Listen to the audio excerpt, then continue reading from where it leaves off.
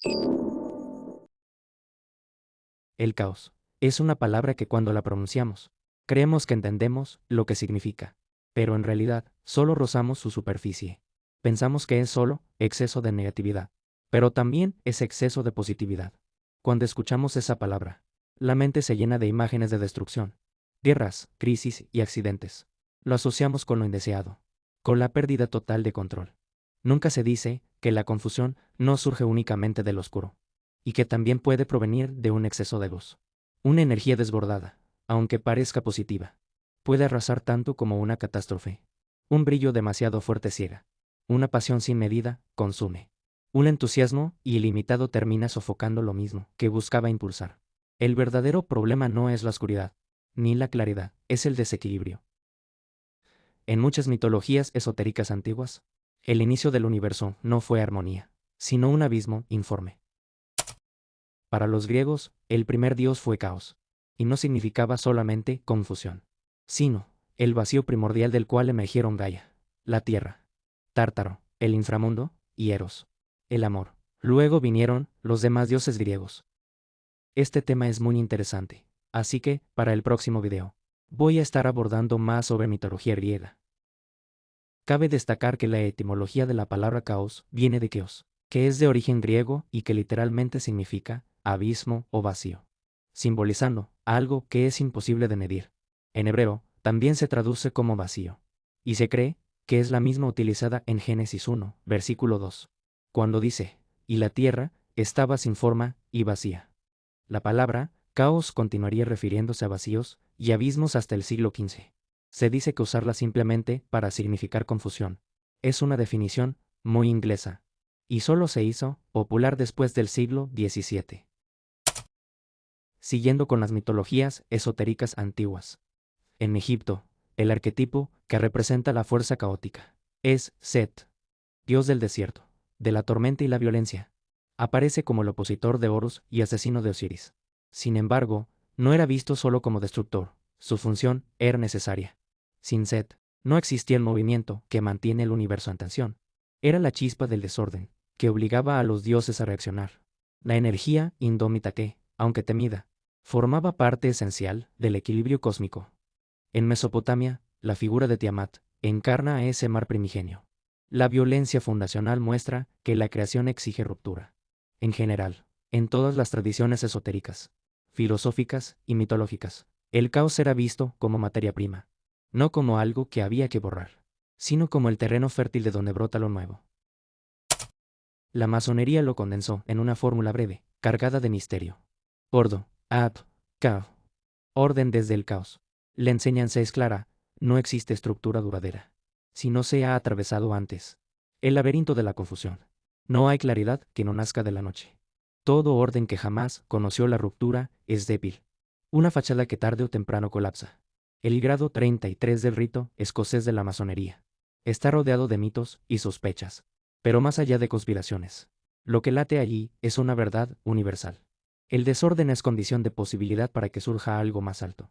El proceso creador necesita primero una etapa de disolución. Romper para abrir espacio, desarmar para liberar. La confusión es la grieta donde el espíritu encuentra la oportunidad de reconstruir. También encontraremos la frase Deus, Meunque, Jus, atribuida a Ricardo Corazón de León. Es curioso que las crónicas dejarán su nombre teñido de sombras, mientras que la memoria popular prefiere a Balduino IV, el rey leproso. Y yo también. Es el lema, Deus, Meunque, Jus, Dios y mi derecho. Puede sonar medieval, como apelando al derecho divino de los reyes, pero leído hacia adentro, revela algo más íntimo. Habla de un derecho profundo, el de vivir en coherencia con lo eterno. No es un privilegio, que se conceda desde fuera, sino la obligación de cada ser humano, de sostenerse en rectitud. El verdadero derecho no está escrito en constituciones, nace de la conciencia despierta. Si juntamos ambas fórmulas, obtenemos un mapa claro. El desorden es inevitable, lo que marca la diferencia es cómo respondemos. El falso orden superficial, levantado a fuerza de imposición, se derrumba. El verdadero orden es el que encuentra un eje invisible, el vínculo entre lo humano y lo divino. Cuando se construye desde ahí, se convierte en una estructura viva, flexible, resistente al tiempo. Toda confusión Pide un relato que intente darle forma. Y ahí aparecen las narrativas oficiales, como ciencia, historia, geografía, entre otras, controladas por ustedes, ya saben quién. Lo oficial no son verdades absolutas. Y eso les funciona como herramienta a ellos. Sirven para cohesionar las sociedades, sostener legitimidad, garantizar cierto control, mantener el status quo. A veces dicen hechos reales, otras veces callan, omiten o distorsionan. Comprenderlo no te convierte en enemigo de quienes las creen. Simplemente te recuerda que gran parte de lo que aceptamos como historia es máscara. Y solo los que tengan ojos para ver y oídos para escuchar van a comprender de lo que estoy hablando. Hay personas que nunca van a ver quién está arriba de la pirámide controlando los hilos. Y eso también está bien, porque son parte del equilibrio natural de la vida misma. Pasando a la física contemporánea. Lo que llamamos caos no significa puro descontrol, sino sistemas sensibles donde un mínimo cambio inicial provoca consecuencias desproporcionadas. Es lo que se conoce como efecto mariposa, el aleteo casi imperceptible de un insecto. En un continente podría, en teoría, contribuir al nacimiento de un huracán en otro. Esta visión nos recuerda que lo aparentemente insignificante posee un poder oculto, y que lo impredecible también tiene su propio patrón escondido. Mecánica cuántica. En el mundo subatómico, la certeza desaparece. La física cuántica demuestra que no podemos fijar a la vez la velocidad y posición de una partícula. Siempre hay incertidumbre. Ese vacío de precisión no es un fallo, es la base misma de la estructura microscópica. Allí, el desorden abre el campo de probabilidades que sostiene la materia. Fractales. El estudio de los fractales muestra que, detrás del desborde aparente, hay formas que se repiten con precisión infinita. Montañas, ramas, venas, ríos y hasta galaxias siguen patrones fractales. La geometría irregular no es un error, es otra forma de simetría. Lo que parece desordenado a simple vista responde a leyes ocultas que sostienen la vida. Incluso, cuando la forma parece romper la proporción clásica, surge un nuevo tipo de equilibrio, más orgánico y flexible. El fractal muestra que la deformación no anula la armonía, sino que la reinventa en cada escala. Es la prueba de que, en el corazón de lo impredecible, late una estructura que nunca se pierde. Entender el caos como exceso de polaridad abre todavía más la mirada. Cuando todo se tiñe de negatividad, surge la parálisis, el miedo, la violencia. El individuo se hunde en desesperanza, la sociedad en guerras o tiranías. Pero cuando todo se reviste de positividad absoluta, también aparece la ruina. Optimismo ciego, fanatismo disfrazado de virtud, tiranía de lo bueno que no admite matices. La expansión sin medida es tan destructiva como la opresión total. El vínculo entre desorganización y dominio es tan antiguo como los imperios. ¿Quién controla la narrativa del desconcierto? Controla también la salida. Reyes, emperadores y gobiernos modernos lo entendieron bien: provocar incertidumbre o miedo, para luego presentarse como salvadores. Aquí entraría el circo geopolítico de la oposición controlada. Las guerras muchas veces se justificaron bajo la consigna de restablecer estabilidad. Las dictaduras nacieron prometiendo seguridad frente a la anarquía. Incluso las revoluciones, que se alzan contra un sistema, generan primero un terreno de derrumbe en donde nacen nuevas estructuras. El célebre divide y reinarás no es otra cosa que manipulación del desajuste. Fragmentar al pueblo, crear disputas internas, sembrar confusión, para que la autoridad central aparezca como único punto de cohesión. Lo interesante es que este mecanismo se repite en la historia como una constante.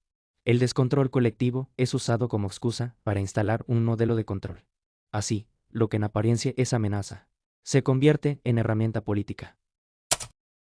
No hablamos entonces de maldad pura, hablamos de desajuste, y aquí filosofía y psicología se vuelven guías.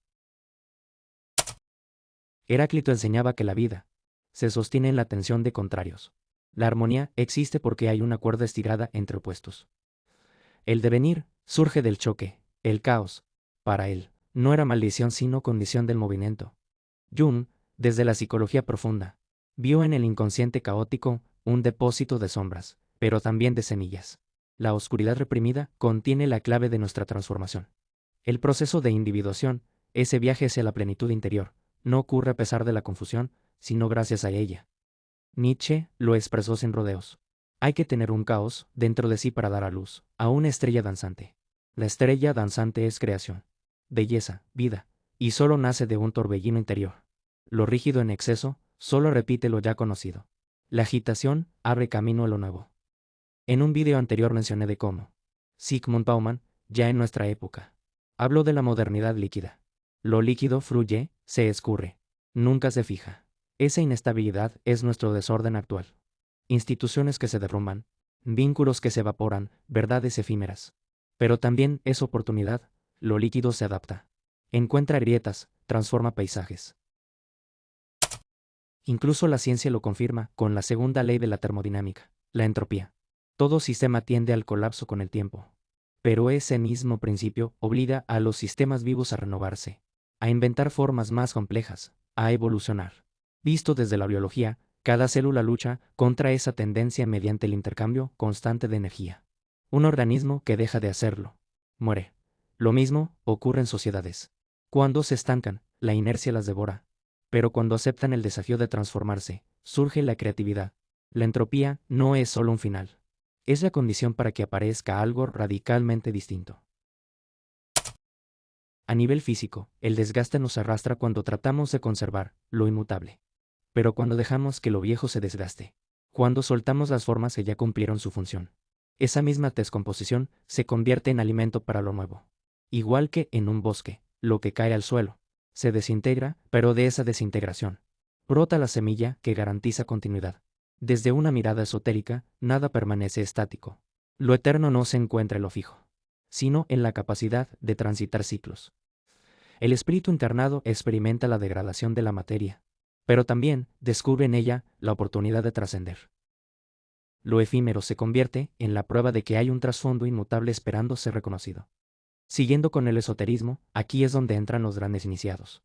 Jesús no comenzó su obra sin antes pasar por el desierto y enfrentar la tentación.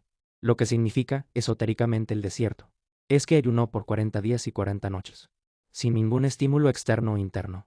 Buda no alcanzó la iluminación sin antes enfrentar a Mara, simbolizando también la tentación y la lujuria.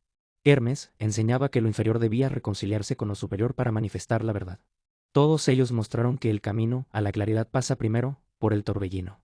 Ninguno escapó a ello. Lo habitaron hasta encontrar, en su centro, la chispa de eternidad.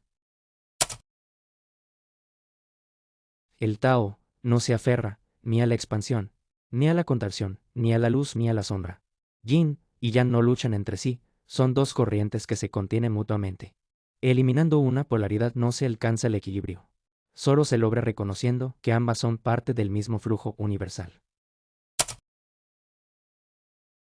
El Apocalipsis, lejos de ser solo un relato de destrucción, puede leerse como el proceso donde lo viejo se quiebra, para abrir paso a lo nuevo. La caída de lo corrupto se convierte en el nacimiento de una creación purificada. Shiva, en la tradición hindú, es a la vez destructor y renovador. Su danza cósmica no aniquila para dejar un vacío, sino para regenerar el ciclo de la vida. En él, lo que parece ruina es en verdad semilla de un renacimiento superior. Llegando a este punto, la pregunta se vuelve personal. ¿Qué hacemos con el caos en nuestra vida? Negarlo es inútil. Intentar borrarlo, imposible. La clave está en el eje, un lugar donde la sombra no gobierna, pero tampoco se reprime. Ese lugar es el punto cero. El punto cero no es ausencia de movimiento, no es tibio, ni un estado muerto de neutralidad. Es el eje invisible donde los opuestos dejan de competir. Es el lugar donde lo positivo y lo negativo se abrazan sin anularse. Es justamente en ese cruce y equilibrio, entre destrucción y creación, entre miedo y confianza, donde descubrimos que el verdadero orden no se impone desde fuera, sino que brota desde el centro más puro de nosotros mismos, nuestros corazones. Gracias de corazón por tu tiempo y atención.